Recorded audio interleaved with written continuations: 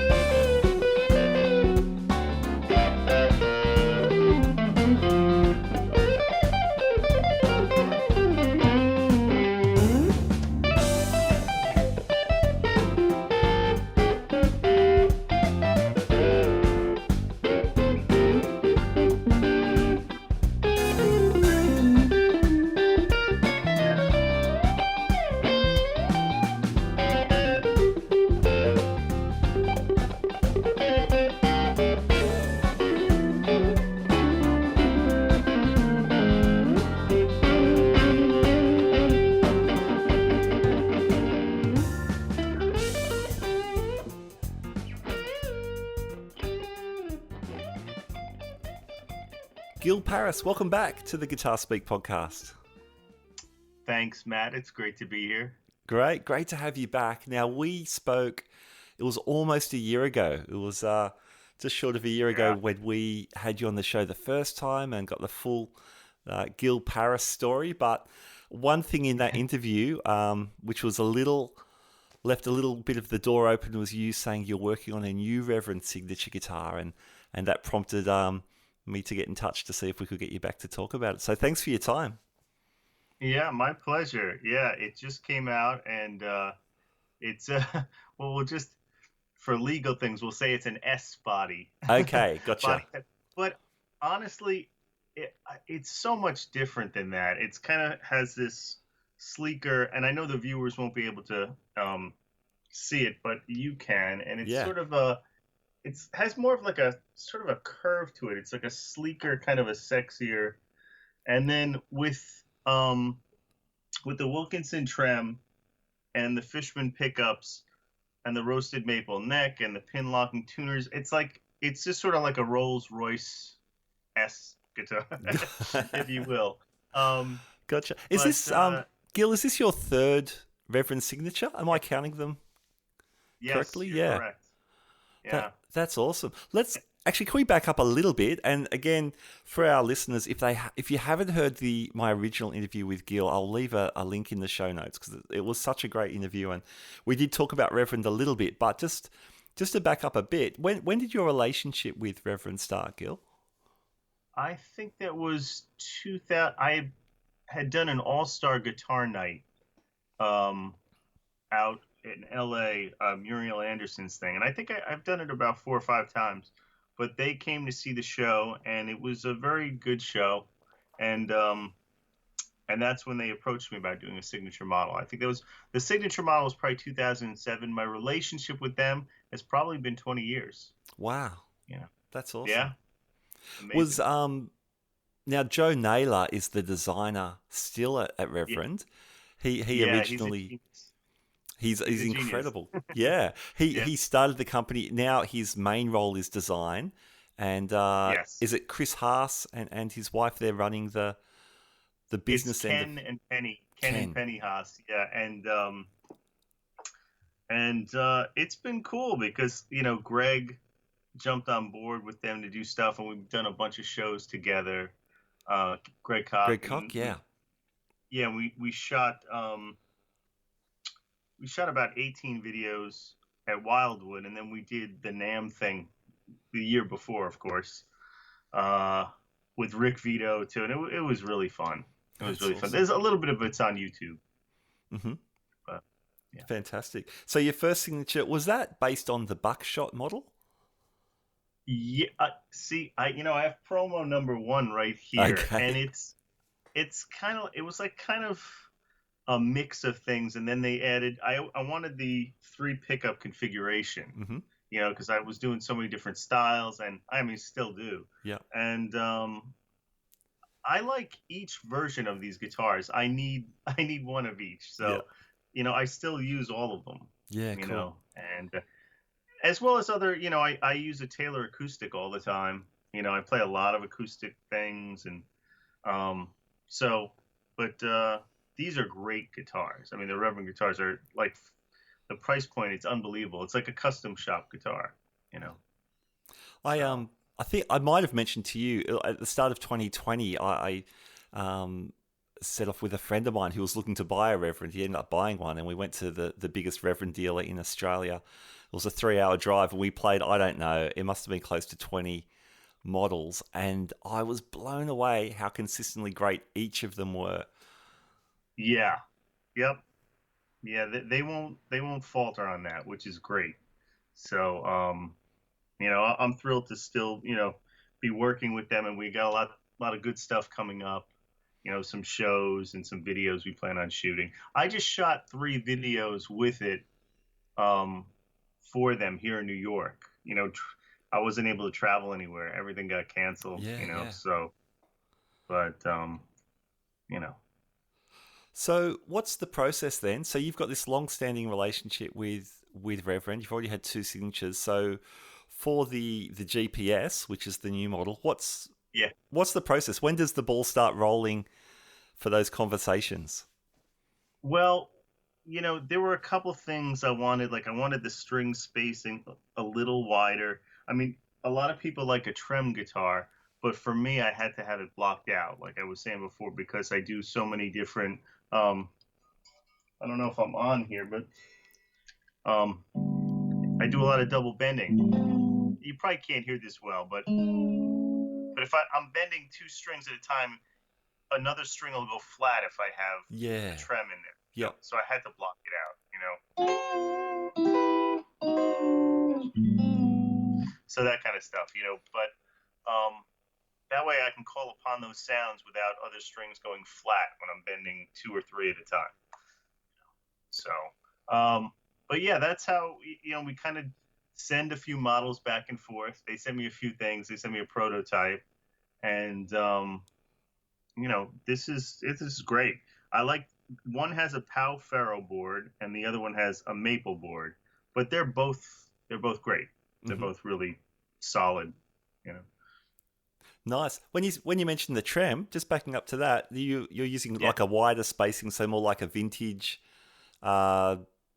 S-type vintage S-type trem, because the modern ones are a little bit narrower. because I like I play a lot of fingerstyle, Mm-hmm. well, I pick a lot with a pick, but I also do pick and fingers and a lot fingerstyle, and I have to be able to get underneath the strings. It's kind of if I'm doing like that kind of stuff where I need to get under, and if the spacing is too tight, I won't be able to get under that string. So Yeah. Yeah, that's a big deal. I only discovered this a couple of years ago, the different widths of Strat or S-type bridges, and it's a game changer because my main guitar had the wide spacing, and I never knew why I didn't like newer versions of that guitar. I thought, what's wrong with this? And it was just the spacing. It's only a couple of mil, or whatever you say in America with imperial measurements. I know. But yeah, it's a big thing. And does your trem, when you say all that double stop stuff and the double bending you're doing, the pedal licks, can you lock that trem or you're? That's what I. So they basically block it for me. Okay. And it's an easy process, and but I do have like a trem guitar, but I hardly ever use. I would use it for like chord swells and and overdub situations, but I could never. I've had to use it live sometimes. Sometimes a company will fly in a guitar, and then I'm like, oh God, I have to rethink. Wait, I can't do that. Yeah, I can't do because again, if I hit the low E and I bend the high E on this guitar, it'll stay in perfect tune. But if you do that on a trem guitar, forget the low E is going to go flat. Yes, yeah. Yeah. So that drives me nuts. Yeah. Yeah. Cool. So you're going back and forth with Reverend on this model. It's probably the most traditional looking Reverend we've ever seen, and yet, as you mentioned earlier, it's full of hot rodded kind of modern appointments. Do you want to talk about some of those aspects? Yeah, it's just that's why some people wrote in and said, I remember somebody saying like, oh, it's they made a joke about my name being Gil, and it's Gilmore, obviously David. Okay. But I wrote in and I said, really, it's a lot different. Again, the body has this sleeker thing, and then all the necks are roasted maple, and the different fingerboards, the Pau Ferro and the maple, and Fishman pickups. You have Fishman Fluence pickups, that are high-end pickups with the Wilkinson trem, pin locking tuners. You have the nut is perfect for this guitar. So it's sort of like they thought of everything. They thought of everything. They said, let's make a high-end version of that. And, I think it's cool. It kind of is modern meets old school, so, which is kind of what I do anyway. Yeah, absolutely. Yeah, that's cool. Hey, tell me about those Fishman pickups, because they've got a switchable voice, if I understand correctly. Right. That's on the bridge pickup, which gives it more like Texas bite, and I like it for gain things. For clean, I'm usually going to go with the in between sounds, and then the neck pickup. But yeah, it's tasty. Very. And they're actives essentially, but they don't have the old 9-volt battery stuck in the body somewhere. No. So basically, the cool thing is the battery's already in here. They had a few models where it wasn't. The battery's in here. You charge it like USB, and it's like good for 200 hours. Wow, it's crazy. That's amazing. It's amazing. Yeah, it really is cool. So, and I kind of like it. It gives it the body. The battery being in here gives it a little weight, a little girth. Mm-hmm. Not too much, but I feel like I'm holding on to something. Yeah. Nice. The volume pot, the pots are moved a little bit further away from that bridge pickup, which is, for some players, that's a complaint on an S-type guitar. Was that an intentional move by you? Yeah, so I was having a problem with one of the older models where they had the bass contour was up by the top horn, and I was always having to try to reach for it, and then this it's like perfect right here. I can kind of do swells, I can, without having to reach too far, but I'm not knocking into anything. Mm-hmm. So, yeah, everything was kind of considered here, you know. Um, I think it's doing really well already, but I think a lot of players are going to say, "Wow," you know, not to diss the big F company, but this is pretty amazing. That's awesome. Yeah, I guess like we said, it's a 19. Well, the original guitar was a 1950s design, and it's remarkable how relevant that design still is. It's amazing, yeah.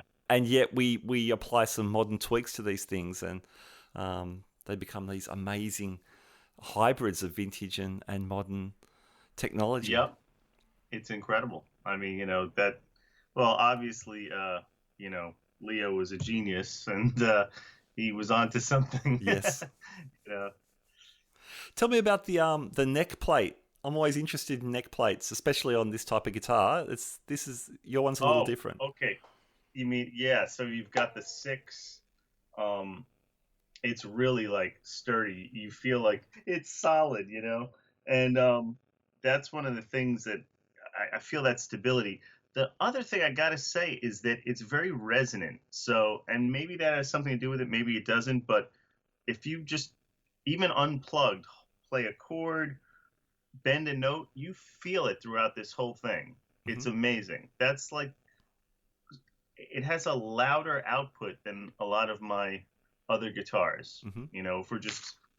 I have guys, during the pandemic, we had a lot of people over, a lot of New York players came up, Bernie Williams, Oz Noy, I had drummers and bass players, Rob Wallace, and we just kind of just played acoustically and, socially distanced, and just tried to, sometimes we played outside on my deck. I'm about 20 minutes from Midtown Manhattan. So we had people come, and I noticed a difference with this guitar. Like, it has a volume to it. It's and there's something to be said for that. If you can acoustically achieve a good sound with an electric, then once you amplify it, that's you're amplifying greatness already. All right, hope you're enjoying the conversation with Gil Parris. We'll get back to that very shortly.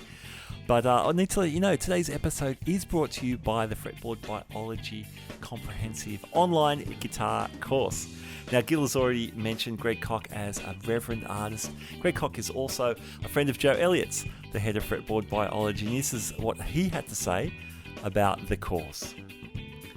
My buddy Joe Elliott, who ran the guitar department at the McNally Smith College of Music when I was teaching there, and who was at GIT many years before that, has busted his tail putting together this unbelievable online guitar course. Basically, his college level curriculum available with video lessons that you can work at your own pace in the comfort of your own domicile. Perfect timing, says I. Dig it. Unquote. That's what Greg Koch has to say about the course. Check out the links in our show notes for Fretboard Biology. All right, back to the conversation with Gil Parris. I know the regular production Reverends, they all share the same neck profile. They've all got a 12-inch radius and the medium jumbo frets, which, again, when I played lots of them last year, I loved that shape. I thought, how's this going to go? Because you've only got one choice. Is it different for the signature models? No, this one is like that, but for some reason, it must be like, because I am used to the traditional American, not American standard, but maybe a plus, where I believe it's a 9 or a little more radius to it, but for some reason the roasted maple and just the look of it, it's like a mental thing where I feel comfortable. Okay. I just feel very comfortable, and that's really the whole thing, Absolutely, yeah. So, but yeah, we're gonna do some good things. We're supposed to shoot a video show. I know Greg is doing it with his band. I think I'm gonna be playing with his band. We've been talking about it end of May. And we might even head into June. Who knows? But so you're going to be seeing some stuff, definitely coming soon. Yeah, great. You posted a couple of videos. I think they were just at home in when we might have been looking at NAMM otherwise when the Right. guitar first came out. I guess that's just at home, you jamming along. Yeah, it was just a little local studio, and Okay. I had a great sax player, David Mann. He used to play with Tower of Power. He plays with every, but he did some background tracks for me that were kind of sexy to play over. And I just figured I'd do a few different sounds, clean, distorted, semi-distorted. But yeah, that's we did a lot of virtual shows at home. I shot. Do you know the Tonewood amp? Are you familiar with Tonewood amp? Yeah, for the acoustic guitar. Right. So they're great friends of mine, and I love the product. The product is amazing, and I think everybody should just own one. So I shot a show for them, a half an hour solo show. I talked, I showed some stuff. It's now on YouTube. You can see the whole Tonewood thing, and that's right in my kitchen. I ended up doing some gigs from there, some gigs at like just local studios where there's only two people there. It's strange.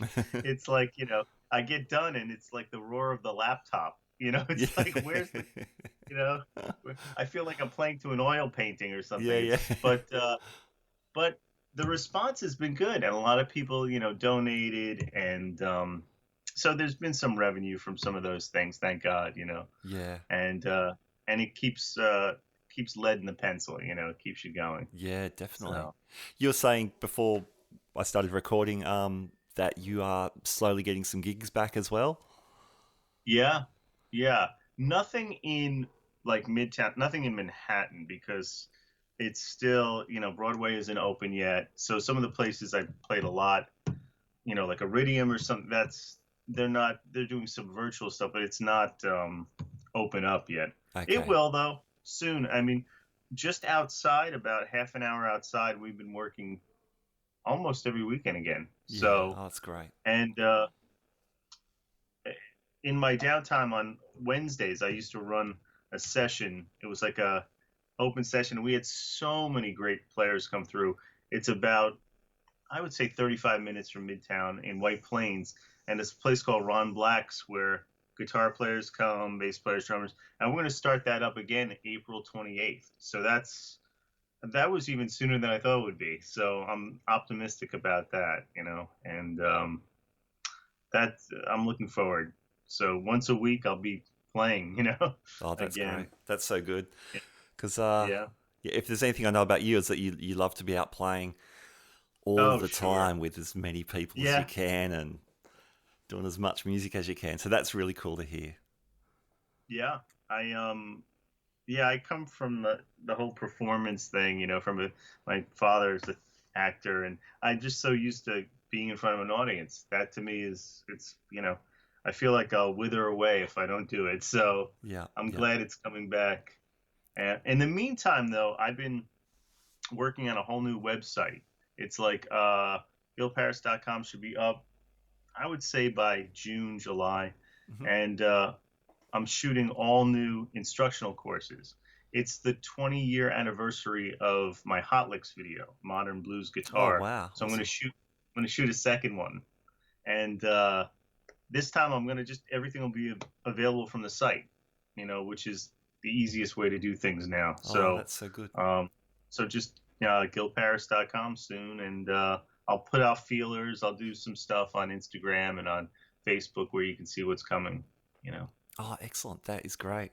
Because you've got one thing nice about you, you've got such a good catalog of YouTube clips and things, and you seem to keep some sort of handle on them. So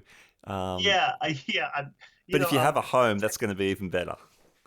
Yeah, I'm technologically challenged, I have to say, as you can see my flip phone right here. I don't know if you can see this. But yeah, it's cool. Beam me up, Scotty. But I'm kind of delving more into it now, where just out of necessity and wanting to kind of keep relevant in terms of like having content out there to more people. I mean, the main thing for me is getting the content done. I really feel like I love to document what I've done all like for the past 35 years. Mm-hmm. But I think a lot of people are going to find this stuff interesting. I'm doing a whole thing on chromatic lines, licks, shapes, and moves that you must know. So, and some of it was taken from. I did an article in Guitar Player magazine with Michael Brecker back in the 90s, and I went to his home and was fingering some of his sax lines on guitar. Not everything made the article. I'm going to take some of those and some unique things, and I want to really document a lot of this stuff for players for the next generation, and so I'm busy. I'm still busy. Yeah, awesome. That's so good. And I know we spoke about in the original interview your love of transcribing horn lines and brass lines. Yeah. That's cool. Hey, I got a hold of your TrueFire release 50. Was it Countrified Blues Licks? You must know. Yeah. That's a Countrified. killer. I was expecting. Oh, I'm so glad. Yeah. I was expecting a lot of spanky, countryish licks, which there's plenty of those, but it's so much broader. A lot of those jazz influences, the horn influences you talk about, which I don't know. Maybe it's a Western swing kind of thing that brings some of that more jazz influence to the table. There's that element. I mean, I think the most interesting things come from the mixing of genres. That's where I really feel like that is, when you think about it, like everybody uses the word fusion, but everything is really a fusion, So, so a lot of my stuff comes from different, I'll take from the pedal steel, I've been listening to a lot of jazz flute, some Bach, and, it's, I love the melting pot approach. Yeah, and that's one of the great things about hearing you play is that voice. You've got such a unique voice. Even when I heard those quick demos you made in January for the new guitar, I'm like, man, this is Gil Parris. That sounds like Gil Parris. Thank you. That's the greatest compliment I can get, And the guys that I grew up really liking, and mostly the studio players, like guys like David Sanborn and Michael Brecker and Bob James, and guitarists like Cornell Dupree, Eric Gale, Larry Carlton. When you heard those guys, you always knew who it was. You knew, like, you could pick out Larry Carlton, you could pick out a Jay Graydon part or a Cornell Dupree part, because they were so unique, but they played on like 3,000 albums, and you could still pick them out in various styles.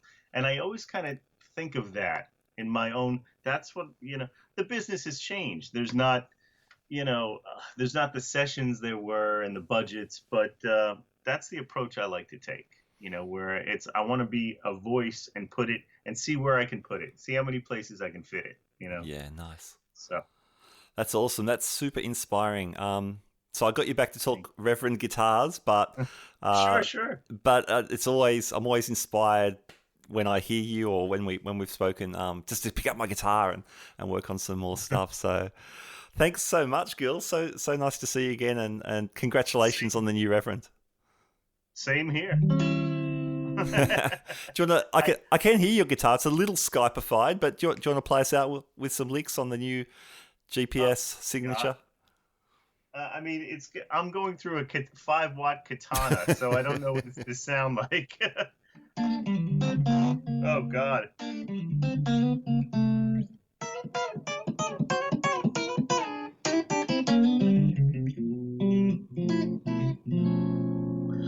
Maybe.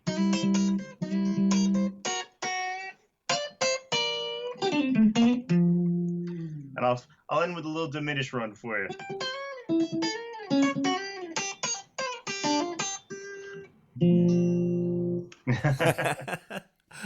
Thanks, Gil. That's awesome. That's great. Thanks, Matt. My pleasure. It's good to see you. All right, there you go. Gil Parris, great friend of the show. I always love speaking with him. I really dig the Reverend guitars. We're not sponsored by Reverend, but I'm a big fan of those guitars and what they're doing. I think it's awesome. So check out that model at a retailer near you if you get the chance. I'd love to hear what you think about that guitar. Hey, thanks so much for joining me, and thanks also to Fretboard Biology for sponsoring today's show. There are links in the show notes for that online course. All right, that's just about it for me. My name's Matt Wakeling. You've been listening to the Guitar Speak podcast. And in the words of the wonderful Michael Schenker, keep rocking, keep on rocking. Keep on rocking indeed. Thanks for joining me. I'll catch you next time. Bye now.